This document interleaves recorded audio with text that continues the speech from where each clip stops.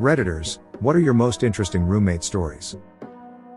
My South Korean roommate in college played StarCraft, too? Not sure, well into the night. We're talking like I'd be getting up to go to class and he'd be logging off. It cured my insomnia. Listening to a game in a language I didn't understand was very soothing, apparently, and I went from taking 3 to 4 hours a night to fall asleep, if I would at all, to falling asleep within 30 seconds of laying my head down. I'm pretty sure I used to live with a hobbit. Man about 5'1", curly brown hair, constantly cheerful demeanor. Never wore shoes, inside or out. Literally slept on the floor in what can only be explained as a nest of blankets. Started a garden and encouraged me to eat his tomatoes all the time. Would bring home samosas and other goodies, always giving me half just because. He and his wife had a dream of living off the grid in a tiny home on a truck. I love he's doing well. My roommate in college claimed he was involved with the mafia. He was constantly sweaty, was very jumpy, and always had a lot of cash in his car. He never was around on the weekends, and I never saw him drink. Strangest of all, is that he never once slept in his room. He was always on the couch by the door. He eventually told me that it was because if someone ever broke in looking for him, he wanted them to find him right away, so no one else would get hurt. I still don't know if he was telling the truth, but nonetheless I always locked my bedroom door at night. When he skipped out on rent, and moved while I was at work, he left behind some of the most interesting corn I've seen. He was into amputees and urine. He also vomited on the carpet, never cleaned it up, and it ate through. I didn't get my deposit back. There are plenty, but one of my roommates used to sleepwalk and sleep talk almost every night, and I was the only one who'd be awake whenever it would happen.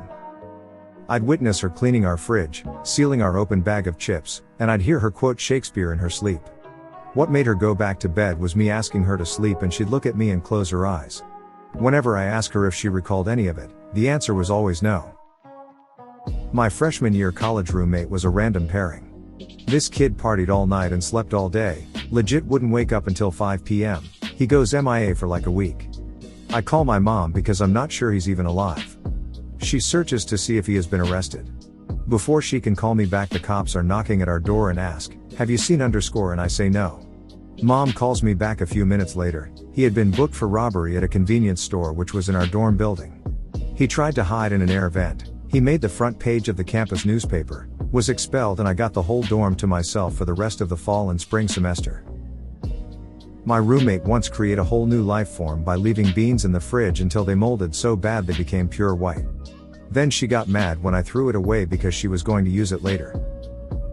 First college roommate rarely did laundry and would borrow my underwear, especially for dates, and return them dirty, unwashed. I told him in unequivocal terms to keep his hands off my junk, but he'd borrow whatever he needed anyway. I taught a roommate how to boil water.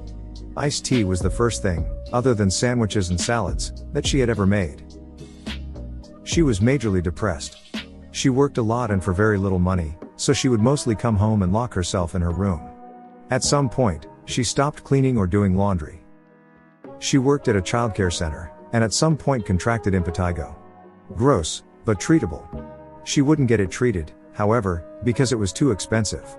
So I lived in fear I would contract it, let alone the other kids she was watching. She told her work it was being treated and was no longer contagious. They just believed her.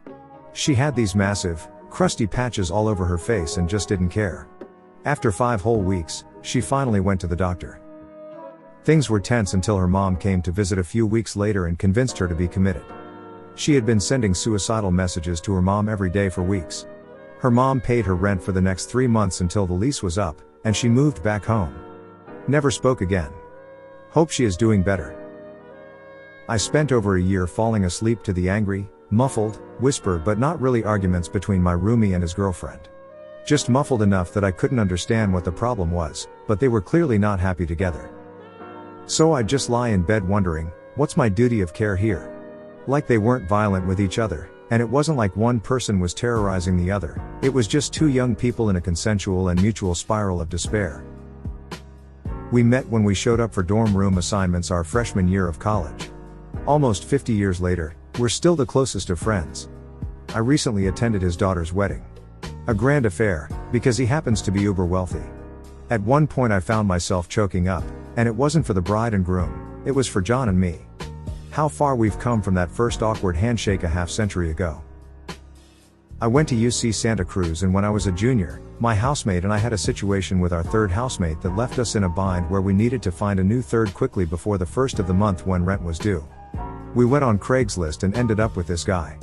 He said he was a hairdresser, and he actually was. Unfortunately, that wasn't his only gig. We all lived together for 4 months. Things started going south pretty quickly, and he kept having trouble coming up with the money to pay rent. Finally, things in the house got so bad that I told our landlord that I thought my housemate and I were in danger, and could he please let us out of our rental agreement early. He took pity on us and agreed. That last month Stu never gave me his share of rent or utilities, but he kept telling me he would get the money soon. The last time I talked to him, he said he was going to get the money that night. You can guess by the article what happened that night. I never heard from him again. Bastard still owes me money. I had a college roommate who was obsessed with CSI. She had a CSI pillow and sheet/blankets. She refused to turn on any lights and kept all blinds shut.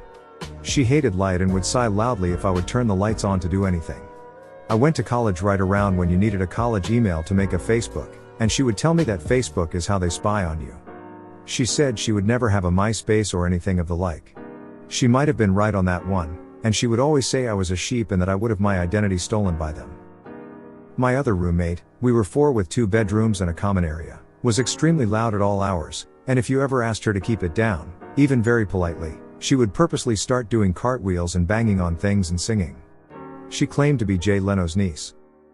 One more, I had a roommate that slept with a new guy every weekend, and we could hear her loudly through the wall. We would tell her we heard her, and she vehemently denied every time that she slept with anyone. Come on, girl. My college roommate didn't know how to do laundry before we started school. We had a community washer and dryer on our floor. Probably the 3rd week of school, I went down to get a soda from the machine, and I walk in and there are bubbles 4 inches deep on the floor. My roommate walks in behind me to check his laundry. He had put 3 full scoops of Tide in the washer with his load. I had to take him to an off-campus laundromat to wash all of the excess soap out of his clothes.